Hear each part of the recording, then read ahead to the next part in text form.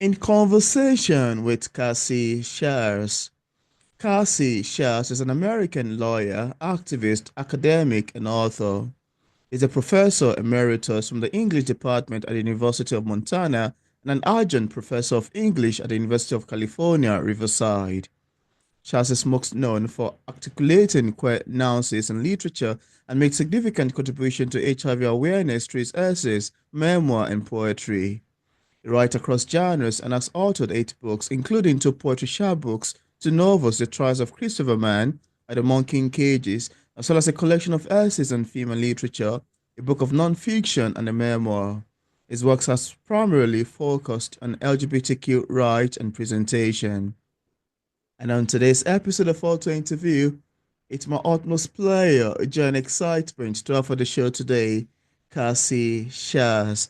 How are you doing, Cassie? I'm doing well. Thank you. Thanks for Yeah, having me on again. I a- appreciate it. absolutely. I'm so excited to have you on today. We had the first interview and I read your book and it was quite pulling and I thought, okay, I think it would be nice to have a much second, much detailed conversation. And here we are Yeah. again to talk about your book, Undetectable. Thank you so much for accepting the invitation again. Okay. Yeah. Yeah. Good morning. But it's in Yeah, the evening. Yeah. absolutely. So, Yeah. first of all, I want to say that your novel is an extremely pulling one that leaves me with a lot of roller coaster of emotion as I read through it. With you being the major character protagonist in the novel, you also have other characters that played a crucial role in the story. I would like us to start with Gilberto. Aside from his character description in the novel, how would you describe Gilberto? Well, he was, very thin and but wiry and maybe 5'10" and kind of a nervous guy. Um, uh, and yet he was very warm, very tactile. Um, hardworking, devoted, jealous, which in the book, of course, but also very smart. He helped me with my Portuguese because I only spoke Uh, Spanish, so um, I learned a lot of Portuguese. And he was, kind of an amazing guy. Um, and he had come to America and decided to stay and was working at a warehouse in Macy's in the evening. So I just you know have I had a lot of I was very attracted to him and I just loved his kind of warmth and humor and so we got along very well at first, of course. But yeah. yeah. Um, So I have trouble ascribing anything other than jealousy and kind of impetuosity, anything deleterious or anything negative. Yeah. And my dog came in that. Your Um, dog is so beautiful. I know that's Riley. So I don't have anything bad to say about him other than kind of we can get into it later into Yeah. the the sexuality stuff. Yeah. Yeah. Yeah. I love your take on that because Gibato to me sounds like one of the most amazing character in the book. Yeah. I enjoyed reading his own side of the story. And as the book transition, we keep discovering more and more characters unfolds, yeah. But then I would love to go to my next question, where you wrote on page 177 about your experience being queer in Montana and how you were viewed as Wacko who tried to legitimate sodomy and its sickness in their home. I wanted to ask you, how does that make you feel to have been painted in such a manner?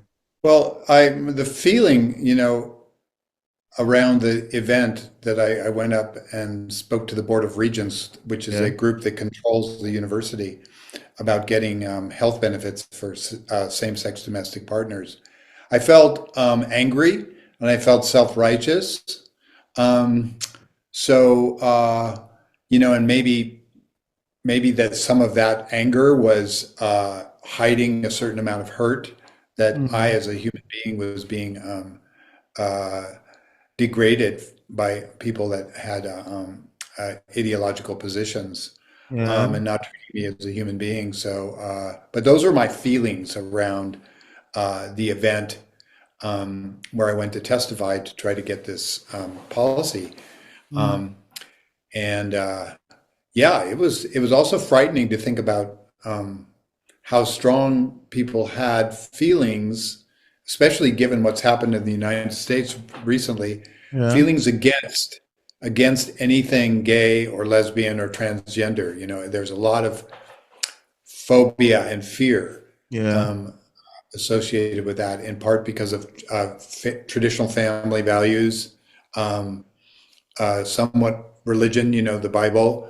So, and these people were coming from that position, or don't look very serious too, because it's all wrapped up with religion Yeah. and traditional values. And so the challenge is to understand the other and to try Mm. to have them see you as a person. So, yeah, it was a very hard time for me. Um, and eventually we did get the rights that we wanted. So, and now gay marriage is approved in the US. So, yeah, Yeah. it was scary. Yeah. Yeah. Thank you. Um, Thank you for sharing and thanks for letting us know about that. Because I just feel I should ask and for you to have a much more deep yeah. conversation around that. Now, this might sound a bit Yeah. tricky, yeah, because I know I've got quite a lot of, quite hard, because this is a memoir. I know I've got a lot of amazing, stylishly add questions in there. But then I want us to go back to Gilberto, the character Gilberto. I wanted to ask, do you think Gil was intentional about passing the virus to you? I know he had mentioned it was negative in the past, but from reading his features, I think part of him must have been aware. I'm not quite sure though. But then I wanted to hear from you. Do you think it was intention about it or it all happens by mistake? Pardon me if I'm asking the toughest question. Yeah. No, this is an excellent, and I think the one that really the book cannot answer definitively. So, I pondered this a lot when it happened, because I felt if it wasn't intentional, and that I did love him, I should stick with, forever. But I couldn't do it, didn't trust him. And so when I got to the point of not being able to trust it because I thought he intentionally passed it, no, not at all. But negligent, or maybe not paying attention to his practices in before he came, Mm, as his friend told me about. You mentioned that in your question. yeah. Yeah, I don't know. I mean, it was very, very hard for me, you know, because he never told me about whether he intended anything or any like that. So I never got a straight answer from him Mm, about it. So, that's why your question is so, because the book doesn't answer that question. yeah. But it also, I don't really want to blame him um, and I feel like, but I do feel like I lost trust in him. I lost my ability to trust him. Mm, So this is a hard part of the book for me, and yeah. in part because I also feel like he didn't write the book. He doesn't have a voice. I don't know. I think that he was probably, there's you probably know about HIV testing, but you have to test and then test 6 months later, Yeah. because you have to leave a period of time from the time that you get tested. So he may have done some fudging around those requirements as well, since he was Mm, apparently having a lot of sex in Rio before he came here. Um, so, so yeah, this is the third. Your question about Gilberto's state of mind is really important, but it points to the fact that HIV transmission is especially in relationships, is very tricky negotiation. It's not as simple as I got tested and you know therefore I'm negative, and therefore we can have unprotected sex because there's when you had it, um, all that kind of stuff. There are lots of ways in which you can test positive, even if you think you're following the rules. I just felt I feel I should ask a question because while I love when I read books, I love to go much deeper into them, to invest myself fully into them. And after my reading is done, while I'm writing my review, I have to go back to the book again, flip through it, and see, was this intentional? I'm not so sure. But I'm actually interested in knowing if this is intentional, because at some point I was putting myself in the shoe of the protagonist, of the narrator, and more like I mentioned, it was so empathetic, so so emotional, and I wanted to know, I wanted to find out, because towards the middle part, I'm expecting there should be a conversation around that, but I couldn't see it, and I thought, well, if I couldn't get to the root of the matter, why not ask the author? Though it might be a kind of a tricky question. So thank you for answering, and I love your take No, on that. yeah, no, I don't. I never sat him down and said, "Did you know?" Mm. But I assumed that he felt like he was negative because he told me that, and so I have to. I don't know. I mean, I have to ascribe it to negligence more than to intention, Mm. or to just sloppiness, or kind of not paying attention to stuff. But that may not be the case. You're right. Yeah. I mean, um, Thank you. Thanks for sharing. I love your answer about that. And uh, Cassie, there are a lot of sex scene in the book. I mean, quite a lot. I was like, oh, okay, goodness, this is quite. You wanted to cover your face. I was like, this is quite something, really. But then I wanted to ask you, why did you decide to keep it this way? Do you think removing them would affect the story in any way? For the sake of a heterosexual reader, how do you think this would make them feel or be received? Because I think I can count up to one or two or three or four, especially with Gilberto, then the other escapades, yeah? Let's put it. But then you have to make a uh, very nice description with the sex scene, though. no, I mean, I think you're right. Absolutely. One of my relatives, well, I think a niece of mine, read it and said the book was salacious, which Oh, so you're right. You're right to pick up on it with that question. I mean, and that the heterosexual reader will come to these sex scenes between men and maybe be a little bit put off, so to speak. yeah. um, but I and Mary Carr, who's a famous memoir writer and who wrote a book about writing a memoirs, suggested that one be careful about talking about the size of people's genitals and things like that in a memoir. So I read that and I said, well, in my case, because well, HIV is transmitted primarily through sexual activity, but not all. I mean, of course, there are blood transfusions Yeah. um, Mother and to drug child. use. Yeah. Yeah, yeah. So there are other ways, but in my case, and especially the book is to kind of focus on gay issues quite a bit. Yeah. I felt like I had to talk about sex in order to talk about HIV and transmission and the way it's transmitted. And so maybe they're a little bit over the top, but I need to defend myself in being honest about what happened and how HIV was transmitted. And then later, when I went to Oregon, how it would possibly be transmitted by me to someone else, Yeah. um, and all the scares around that. And so I really felt I had to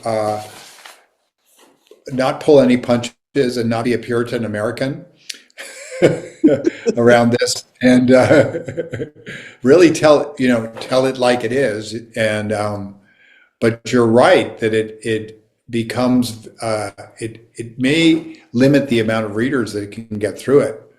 Yeah. So it was a judgment call, and I could have toned down some of it, but I wanted to be honest that was my cue throughout, is not to skirt around my own personal feelings about things, and also descriptions of exactly what I did. Mm. That Yeah, was my absolutely. Thanks for sharing. Thanks for letting us know. Because while I read it, I was like, oh, I need to write this down. I need to take this as a note. I would love to access my but initially I never planned another interview. But when I get to the middle of the book, I was like, oh, there's so many questions in my head that needs to be answered. There's so many Mhm. questions. This book leaves me thinking, leaves me asking questions, leaves me in a kind of an hungry mood, yeah, because and it's a lot of emotions in it. And I thought, okay, if that's the case, I have questions in my head that I would love to ask the author, and that's when I just decided to start jotting it down one after the other. And I felt, oh, I must not skip the sex scene, the Yeah. promiscuous, it's Yeah. promiscuous things we got in here. All That's right. how. Promiscuous is a good word for it. Yeah. Abs- And I don't know. I mean, I think that I just felt like it was important to my story. yeah. Also for gay men that may read the book to know. Because one of the things, what I was thinking was when I first met Gilberto, and Yeah. I was early, I had just come out a few years before. So I was really kind of a novice around the gay sex world, and except for one previous partner. Um, and I didn't really want to do, anything but just kind of go to bed and hug and kiss, and I mean, do these really kind of simple things. Um, Let's see. but then, when you read the book, you found out that Tell wanted to do other things. Yeah. He wanted to have intercourse and that stuff, and so I was kind of not pushed, but kind of led into other activities, Yeah. which didn't necessarily mean that much to me, but were, okay if he wanted to. So it was kind of an education for me in sexuality as well. And Oh. of course, it turned out to be difficult and changed my life. But Yeah. so that's another part of my sexual story. Yeah, thanks for sharing. And you know that you were able to write a sad story like this with some blend of humor is unbelievably fascinating. I mean, you utilize dark humor a lot in the book. I could remember laughing so hard at some segment where you wrote that, do I need to say, hi, my name is Cassie and I have hate? I was like, oh my goodness, that's very hilarious. Then this alongside other segment was darkly hilarious. You know, knowing that this Mhm. is an overly sensational topic, how exactly were you able to suppress the emotion associated with writing this book to blend in with a theme of humor? Were you making jest of yourself, or it's an attempt to keep your readers from tearing up? Those are the only two options that I could think of the reason behind you utilizing humor in the book, and I just felt I should Yeah. ask you. Yeah, no, I think that for me, humor is the one of the only remedies to misery or Hmm. depression. Wow. Um, and so I always try to maybe it's a way to bury. You're interesting. Your comment is really interesting because it may be a way to bury emotion. Hmm. Um, and just like in the earlier question about going in front of the regents, I Yeah. was angry. That anger may have been hiding some shame or some hurt.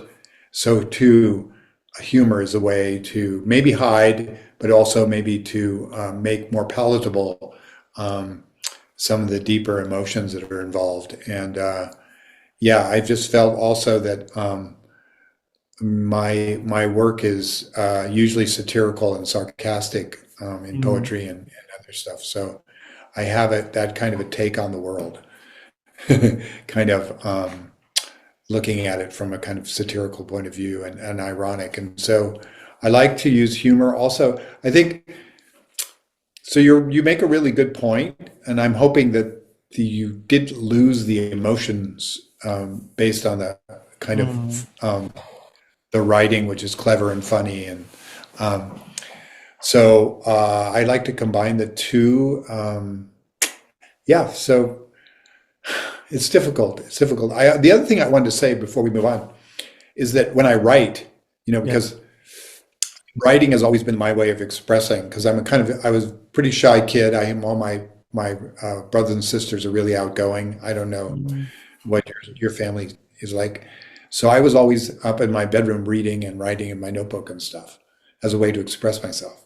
So the humor comes out with me being a kind of writer that's interested in sentences and words, and which also might be an escape. You're right, but I think it makes it more readable because yeah, I think part of the reading has to do with both the content and the form and the way it's said. There's almost not as important, but it is an important component. And um, I like to think about language and writing and humor and irony and stuff when I write. So yeah, I Absolutely. don't know. No, it's a whole lot. It's a whole lot of laughing mode. I remember I was laughing, and I think there's one of your reviews on Amazon actually that even mentioned that your utilization of humor was quite very amazing. Yeah, I'm trying to skim through it to see if I can find it. Well, it's a lot to go through that. Yeah, so I just felt I should. Oh, this is quite hilarious, and I wasn't Yeah, expecting humor in a story as this. I've read a lot of memoirs. Memoirs are mhm. well known for their hardness, their mysteries, their pains, the tragedy Yeah, associated with it. If you've ever read a book, or there's no memoir about, oh, we live in an island. My dad was extremely rich. We ate 3 square meat in a day. Went for Disney World. We traveled around the world. No, I don't think there's a memoir around that. Memoir around, oh, we had so much great money and stuff like that. There might be, yeah, there are quite a few, I would say, but most of the memoirs that are out there are sad stories, heart-wrenching stories, stories that touch the heart, stories that pulls one in so dearly, stories that are overly emotional. I've read good numbers of memoir, and they focus more on the story, the sadness of it, and you can hardly find a single humor in it. So you've been able to blend humor with a tragic occurrence in it. And I love your answer to that. Humor is one of the remedy to mystery. I had to write that down. That's the first thing you said to my answer. And I find it to be quite amazing, really. Humor be the remedy to mystery. So it's very amazing. yeah, It's shocking and it's very well commendable. Very commendable. yeah, yeah. No, I mean, because we all get depressed, and sometimes it's hard to find a way out of it. And I don't just like tune into some comic on YouTube, but I try to find humor in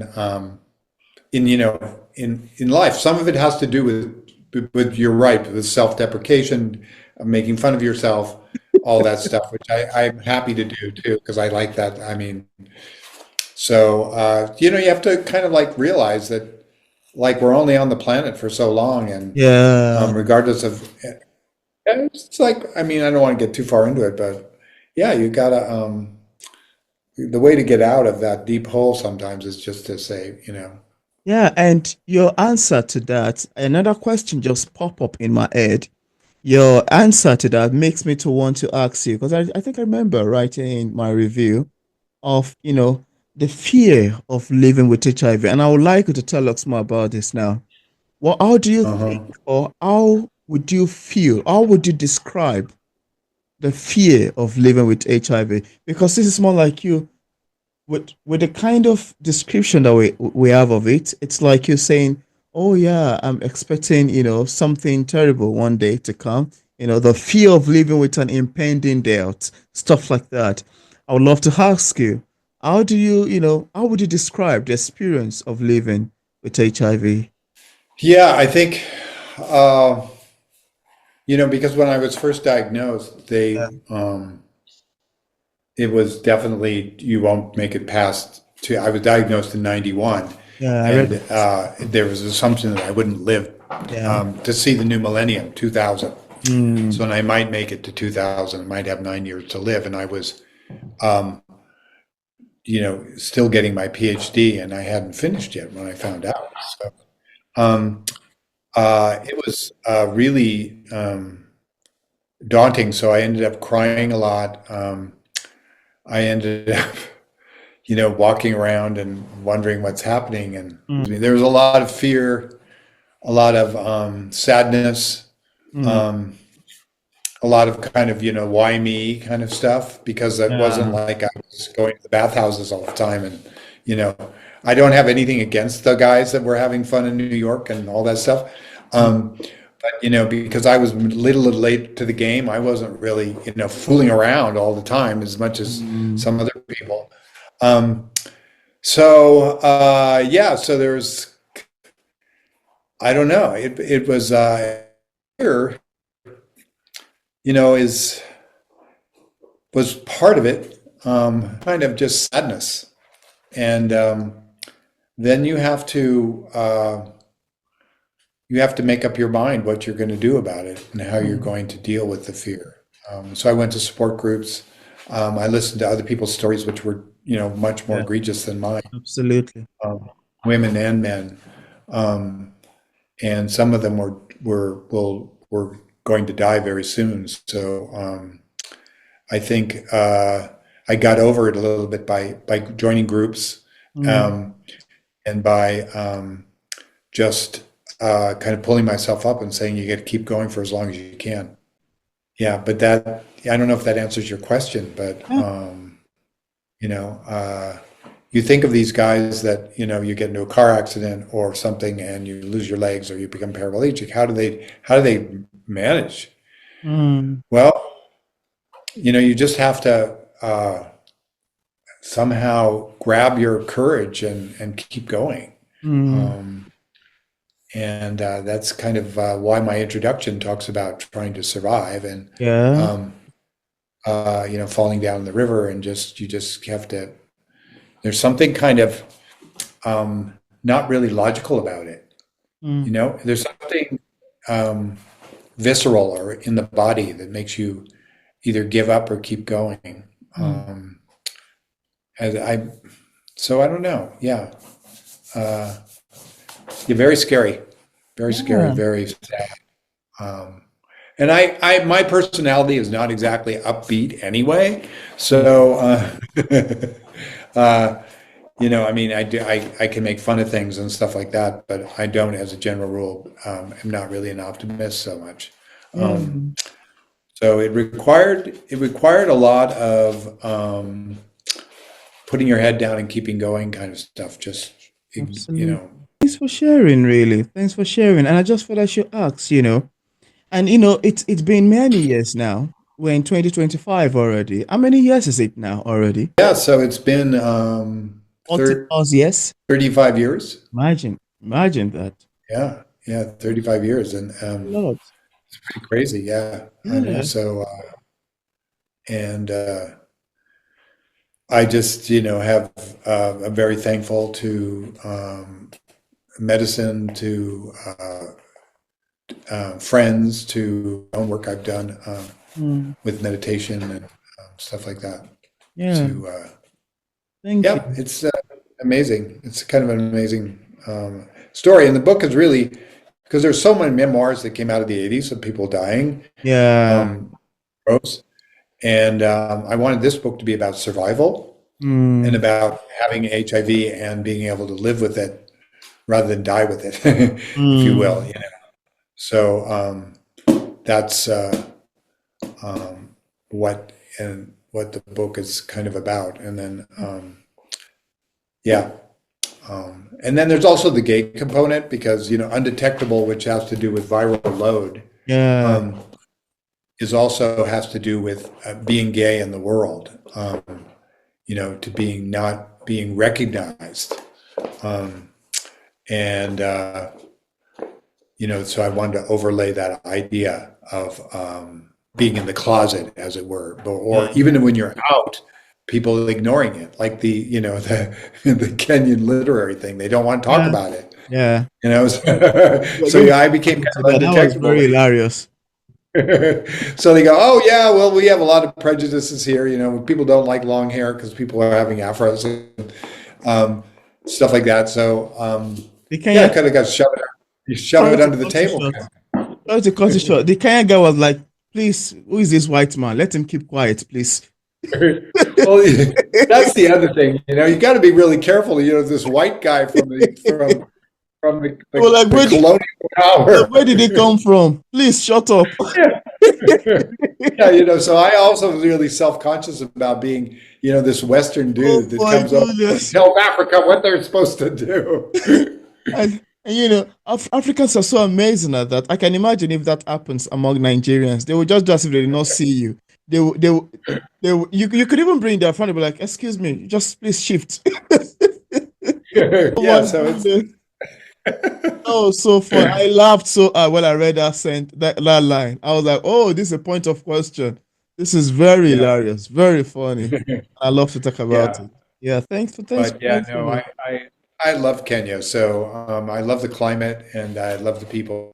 Yeah, so I really would want to go back there. I haven't been to Western Africa, but Wow. yeah, I've been to Tanzania and Kenya, and I had to just kind of fell in love with the countryside and the people.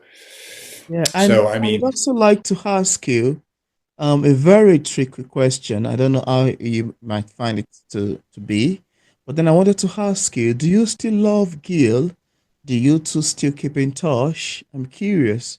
well, I don't think I love him anymore because it's been so long, and he ended up going back to Brazil after all of this came down, and we got him some medicine, and he couldn't get his green card. So he was applying at the time he found out, you know, which is the irony. He had been to a priest, he had all his documents, and they give you an HIV test before they can give you a green card, which is Yeah. a temporary residency in the U.S. Um, so when he found that out, I mean, he could have stayed illegally in the country, but he decided to go back, and then I visited him, and there's a chapter in the book about Yeah, I that. saw that. That was very emotional, very difficult for me Yeah. because I felt like I was abandoning him to some degree, but I also felt like I had to get on with my life. I had to finish my degree and start teaching, and so yeah, I beat myself up about all of that quite a bit. So, but I had to make a decision, and it was a tough one. And Yeah. but anyway, yeah. So when I started to write the book, because I don't really like memoirs because I don't like talking about myself, but Yeah. my friend Azita, um, who teaches in back east, and she's a writer, and she said, "You got to tell your story. You have to tell this story." And I said, "Well, I don't like memoirs," and she said, "Well, but your story's interesting. Just give it a shot." So I did it, and you know, talked to her after I wrote the book, and she was very thankful and stuff like Yeah. that. But yeah, so it was very difficult for me.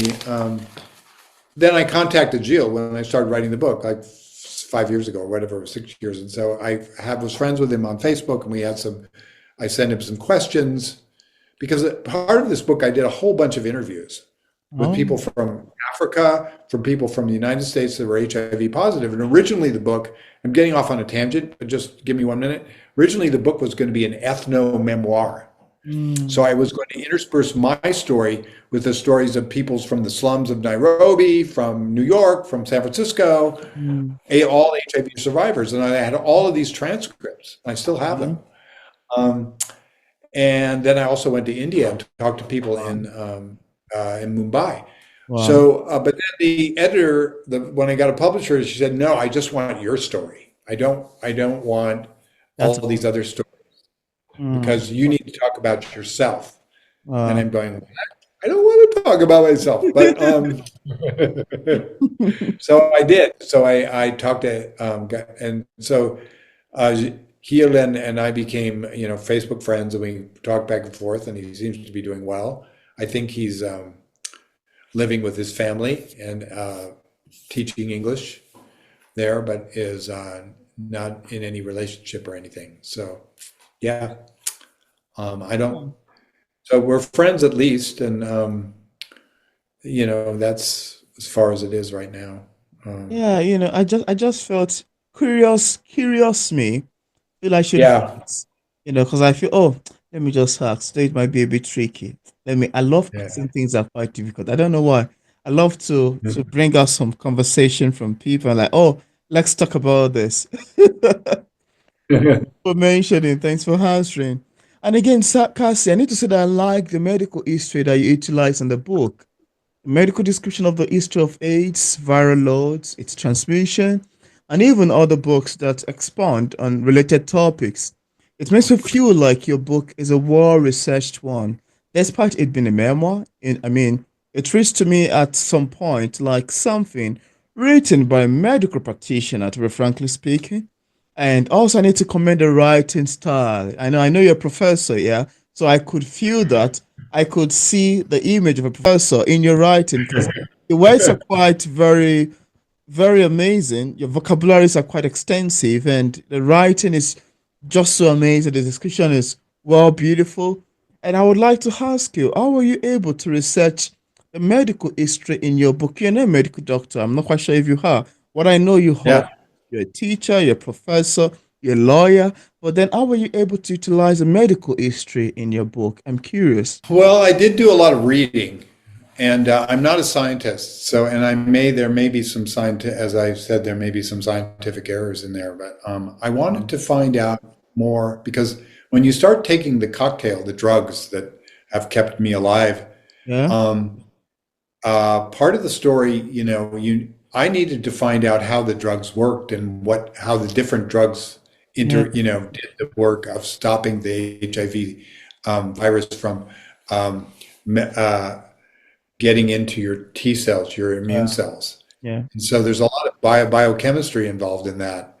But I felt like this is going to sound strange, but I felt like just as the sex scenes required specifics, so too the transmission of the HIV virus into the cells required me to read a bunch about the science of it. And, it's just amazing how tiny the virus is, even compared to a regular cell, and Hmm. then how quickly it duplicates. So I was just blown away by finding out when you test positive and you're not getting drugs yet, how fast HIV Hmm. is Replicate. replicating in the system. Um, Yeah. so I did a lot of research around thinking about the virus as a thing that enters the body and it's almost like science fiction and starts to multiply and Yeah. take over. Replicate. It's like I'm not a gamer, but I mean, it's funny to think that there might be a disease game that you could play. Yeah. Uh, so you're fighting off these bad cells, I mean, you're probably a gamer, so I don't game. So, but anyway, that got me interested in thinking about it. And then the more you get into it, the more complicated it becomes. Yeah. And part of the reason they haven't been able to find a cure is because the HIV virus often transmutes. It's not the same in everybody that has HIV. So the DNA of it switches, or not the DNA, but the chemistry of it switches.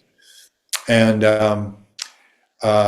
yeah, so I mean, it's very difficult to find a universal cure for a virus that is not stable. Hmm. And that's part of the reason why they haven't been able to find a cure for it. Um, and up to this day, all we're really doing is stopping it from replicating, but we aren't getting rid of it except for these kind of stem cell transplants that cost, hundreds of Wow. thousands of dollars. Yeah. Yeah. And I they're now, really do wish. I really do wish that there could be a cure to it. I know with time. It's been many years now since the breakout of HIV/AIDS, but I think with time, yeah, science needs to do quite a lot. Before, malaria used to be a very terrible, deadly disease, but now we find a cure to it. Other ones used to be yeah, extremely deadly, cholera, typhoid, but later on, as time goes and they could able to find a cure to it. I really wish there could be a cure to HIV. If they can find something to prevent it, to stop it from replicating, to Yeah. reduce the, I think they call it PrEP, yeah, or to stop it Yeah. from entering the body cells, then there should be a medicine that should be able to eradicate it. I really wish science and the pharmaceutical world of a thing will come to that level of finding cure to this, Yeah. long-lasting disease. Yeah, I really do wish so. Yeah. Yeah. I mean, it's so important for South Africa, which has a very high incidence, and Hunger, right? uh, and a lot of young people. I mean, it's just uh, a cure. I mean, and it's hard to get drugs to all parts of Africa, and in different countries. It's just, and Exactly. there's a lot of, like, in Kenya, the guys will not even go to the clinic to get prep and stuff because of the Mm, taboo around it. yeah. So, Don't even dare do that because there's already homophobia in the country and you are contaminated. So it's like you're battling two different things. You're not being able yeah, to have the courage to go to a clinic because they would ask you, really, is that who you are? That's terrible. We won't even yeah. attend to you. Much less opening your mouth to say that, okay, this is what I'm battling with. So it's a two thing. And I can imagine how situations like this would affect people's mental health, their state of mind, the depression up there, the sadness in the heart. It's a lot, really. It is. It is really tough. So, yeah, so I just read a lot of articles and then tried to synthesize them into my own words, and um, with some acknowledgement of the complexities and the fact that I wasn't, a biochemist by any Yeah. means. I'm a Shakespeare teacher, right? I don't know anything about Oh, science. that's one of the I'm importance of being a writer. At least you could read a book and bring out something beautiful out of it in a way that somebody else would read it and say, "Oh wow, that's beautiful. I thought he's a medical doctor. That's quite great. yeah, Thank you, thank you." Yeah. yeah, Before we call it a day today, I would like us to talk about the reactionary experience you had when you asked a very sensitive question during the writers' organization in Nairobi about the death bill in neighboring Uganda and about two Kenyan men who married in London were disowned. You yeah. mentioned how your question was treated with a dismissive rush, awkwardness, and horrid discomfort in the room. And as when I was in the part, I was imagining it in my head, and I was laughing so hard. As an African myself, reading the part got me laughing out, and I painted an image of it. What would have looked like in my head, and I would like you to tell us more about the scenario, the experience, how the awkwardness started, and the aftermath of it. Yeah. I think I may have Step. about that Yes, very of course. episode. But basically, I was at a writers' conference. That's how I got to Kenya, because I got a partial scholarship to a a, a program through Canada called Summer Literary Seminars, Yeah. and I went to write poetry, and we went to Lamu, which is a Muslim island off of Kenya. It was really great. So they had a bunch of writers from Africa there, and they had this panel where they were discussing recent um, writing by Africans, and so I was sitting in the audience, and I felt like, and then during the question and answer, we were talking about current issues, and I just was really nervous because, like, here I am, this white guy with these prominent African writers. I mean, why should I Yeah. ask them this question? How presumptuous of me, this post-colonial position that I'm in. It's like, I have no right to say, tell Africans what to do. But on the other hand, I'm a gay man really interested in this story, because I read about it. So I raised my hand and I asked these guys, what they thought of this issue, and so then, there was this big silence. There were four or five guys up there. There was silence, and they looked at one another. Who's going to answer this, right? Who's going to take this on? And there was this kind of period of like 30 minutes, 30 seconds of silence, and then some guy said, "Well, we have a lot of, you know, there are a lot of prejudices here, and there's, but we have to respect the fact that people have positions that they've taken, Yeah. and so they kind of fluffed over the argument and talked about the fact that some people don't like long hair, some people don't like um, different religions, and so this is Yeah. just one of those prejudices, without really talking about the implications of Uganda's um, you know current laws, which are really really pretty serious. I mean, they've gotten a lot of attention. Ironically, of course, Yeah. part of Uganda's laws are being promoted by American evangelicals. Um, so, I mean, it's all mixed together. So, but yeah, and in Africa, I mean, Kenya's made a little progress, I think. Yeah. Um, Big time. uh, yeah, so I don't know what Nigeria's situation is in terms of Nig- same-sex laws and Nigeria stuff, is a but no-go area. no-go area. Okay. Yeah. Well, Nigeria is like the most, Yeah, we are the most populous it's black nation on earth. Yeah, we're the most populous right. nation on earth, and we even have some celebrities who Yeah. are queer. But then I think the old law kind of exempt the rich. But frankly speaking, I'm not quite sure if they find Uh, anyone to sentence to jail yet. I'm not quite sure if they find, but I think there should be some people that have been able to sentence to jail.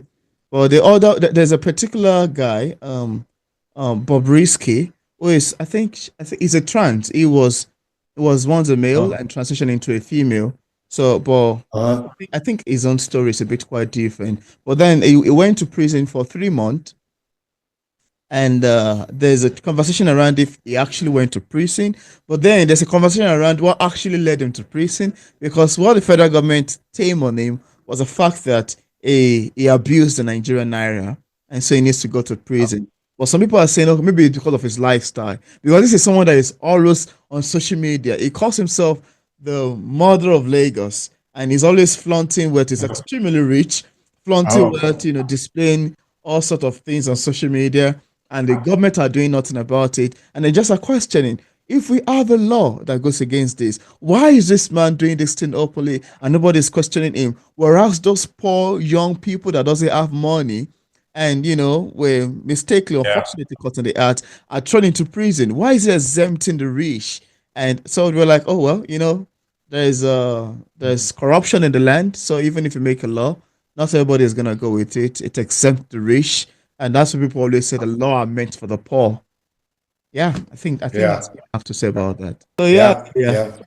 So, I think that it was a really interesting moment for me. Mm. And it really actually, the moment that moment at the conference got me interested in going to visit the slums and go to an HIV support group Yeah. in Read that Kotakoto. too. Um, and so it kind of got me saying, well, maybe I got to check this thing out instead of just go right here and write poetry on the beaches of Kenya. Yeah. So and that kind of led to my interviews of people in Nairobi, and then I went back to Kenya to do more interviewing, and so maybe it was a kind of wake up call, because the book also, is just about it's about HIV, but it's also about coming out and being a gay man Yeah. and having my identity surrounding those Yeah. issues and the activism. So you're right. There are two prongs to the book: Yeah. HIV, but also being gay in the world. Absolutely. Thank you for So mentioning. yeah. Yeah, I also wanted to ask you, we're rounding up already. What kind of advice would you give anyone who is battling similar experience as yours, or who is living with HIV and AIDS? And also, what platform can interested readers get a copy of the book? Um, the book of the advice that I can give, everyone deals with disease or setbacks of any kind in their own way. They have their own methodologies, but I always feel like my father's advice. Um, and he was a really difficult man in his own right, but always his advice was to stick to it and not give up. And that's really a cliche. Mm. But I think that that's what keeps me going. It's just the Mm. fact that you have to pull up your socks and get out in left field, as they say, which Wow. is you know um, I think you need to be emotional about it. I think you have to give yourself the right to be upset and unhappy Yeah, to be and upset and happy. cry. You can't bury it. You can't Mm. bury it. But after you go through it, you've got to start again. Pick Yeah. yourself up. Right. Those are all cliches, but that's the best advice I can give. Um, and I mean, sometimes cliches are cliches because they're true. Yeah. Right. So I mean, it's up to a writer like you. Take a cliche and turn it into good writing. That's Yeah. that's a challenge for we who are writers is to not Absolutely. use the cliche but to make the point. Yeah. Um, and so the book is available, of course, on Amazon, and the publisher is Running Wild, so you can kind of Google the book and find out where to get it. And it's also available on Kindle if you have a Kindle reader. It's available audiobook if you want to listen to it. Mm. Um, you can go to audiobooks, and I have a Canadian guy who wrote it, read it, or um, did the audio for it. So yeah, so it's available on multiple platforms, and I encourage you to go out and buy it That's great. and read it. Yeah. Yeah, so I mean, that's kind of my take on advice. If I can give advice, I mean it's very hard to give advice around Yeah. major life problems. Yeah. Um, Absolutely.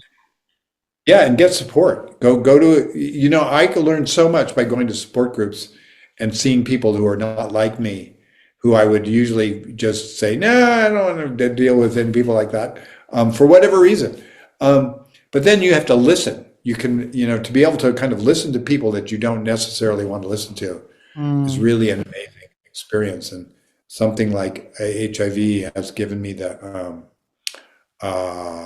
the patience to connect with a lot of people I wouldn't have.